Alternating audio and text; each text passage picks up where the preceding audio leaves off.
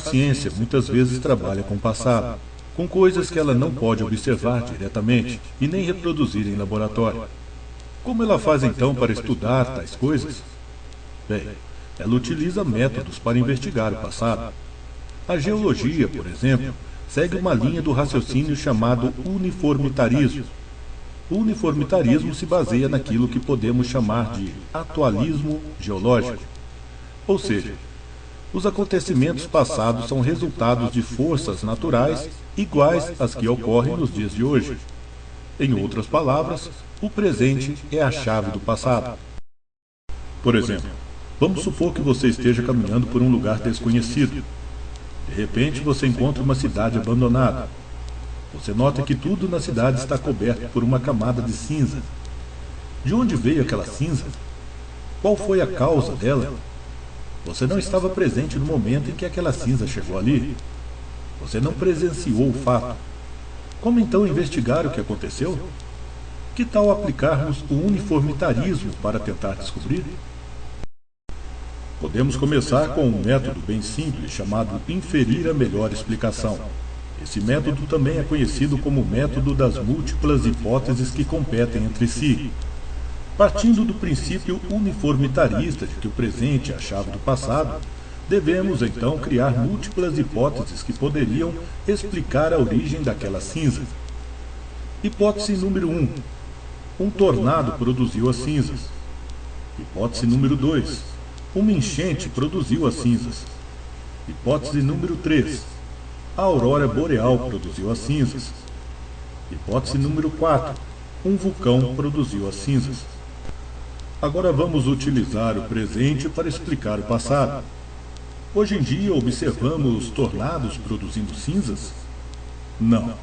Então a hipótese do tornado está descartada.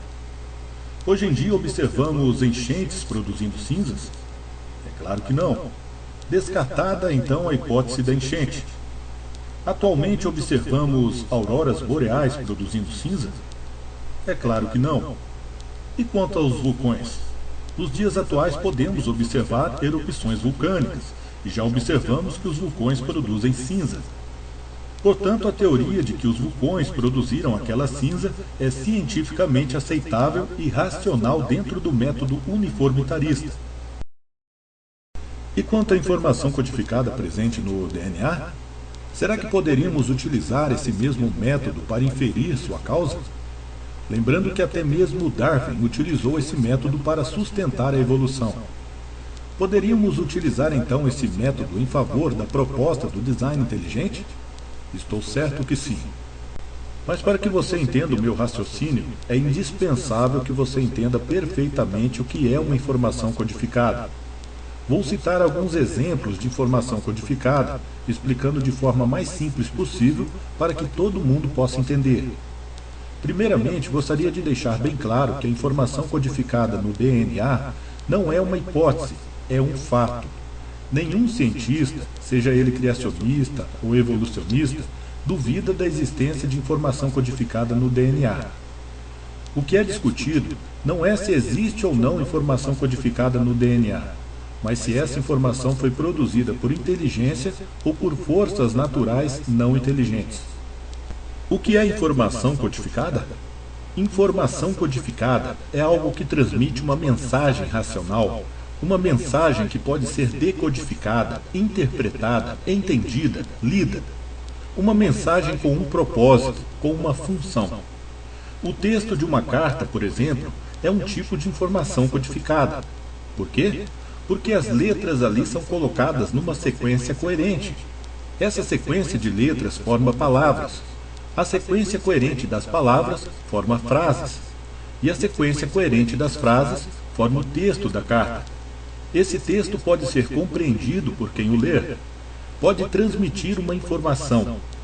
Se a pessoa fosse colocando letras aleatoriamente, uma atrás das outras, sem nenhum controle inteligente, o texto não transmitiria mensagem alguma. Ele não teria sentido. E como uma pessoa consegue escrever um texto compreensível? A única maneira é se ela utilizar a inteligência. Por que macacos não podem escrever cartas? Simples. Macacos não são seres racionais.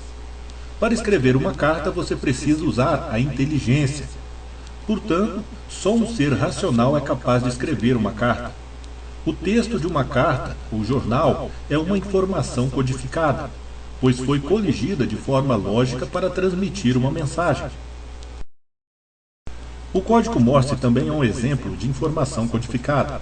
Trata-se de um código muito simples, gerado por um sinal curto, representado por um ponto, e por um sinal longo, representado por um traço. Ao colocar esses sinais numa sequência lógica, você transmite a mensagem que quiser. Mas se esses sinais não forem colocados numa sequência lógica, não poderão transmitir informação alguma. Para produzir mensagens com código Morse, você precisa utilizar sua inteligência. Árvores não produzem informação através do código Morse. Por quê? Simples.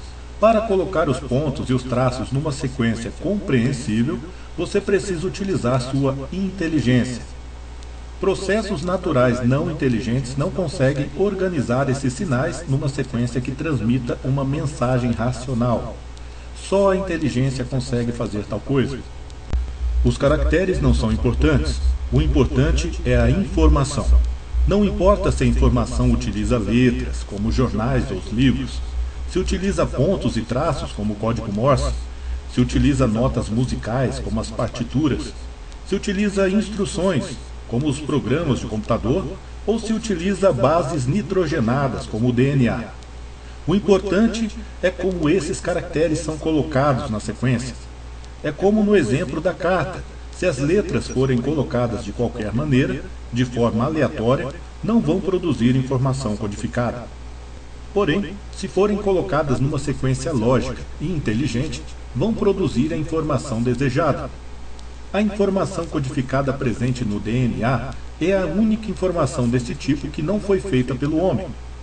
Assim como a escrita humana é obtida pela disposição coligida das letras numa sequência compreensível, a informação presente no DNA é formada pela disposição coerente das letras do alfabeto químico, A, T, G, C, a formar palavras, códigos, e essas palavras a formar textos, genes, e esses textos se dividindo em capítulos, cromossomos, e esses capítulos formando o livro completo, o genoma. Ali nada é aleatório. Mas será que é cientificamente razoável inferir design inteligente ao DNA? Que tal aplicarmos o próprio método da ciência naturalista nesse caso? Vamos ver. O que teria dado origem à informação codificada presente no DNA? Bem, seja o que for, isso foi um evento passado. Como vamos investigá-lo? E o que nos diz a filosofia do uniformitarismo? O presente é a chave do passado, lembra? Ok. Existe informação codificada sendo produzida nos dias de hoje? A resposta é sim. Já citei alguns exemplos. Será que conhecemos a causa dessas informações? É claro que sim. Mesmo assim, vamos usar o método científico para inferir a melhor explicação. Hipótese 1. A informação codificada no DNA surgiu do acaso, mais tempo. Hipótese 2. A informação codificada no DNA surgiu pela necessidade, mais tempo. Hipótese 3. A informação codificada no DNA surgiu através de reações químicas, mais tempo. Hipótese 4. A informação codificada no DNA surgiu através da inteligência. Agora vamos confrontar essas hipóteses para ver qual é a melhor. Você já viu alguma informação codificada surgir por acaso? De forma acidental?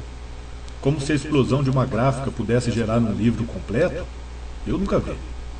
Você já viu a necessidade de gerar informação codificada?